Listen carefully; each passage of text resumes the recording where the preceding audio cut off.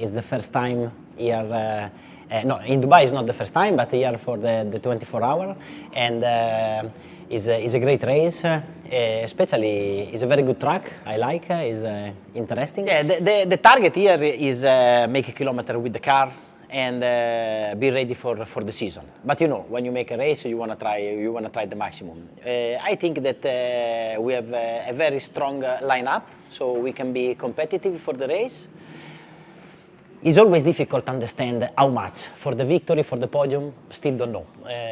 We will see from tomorrow. And also the team, the WRT, is always very competitive. They won here in the past, so they have enough experience for this type of races. In motorcycle, you are always alone when you race. And here you are a part of the team, and you share the car with other four drivers in this case.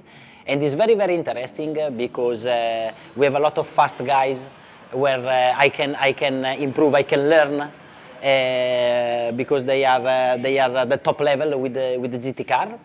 And also, you know, when you make a 24-hour race together, you have a special relationship, you know. And sincerely, I enjoy a lot, and are all funny guys.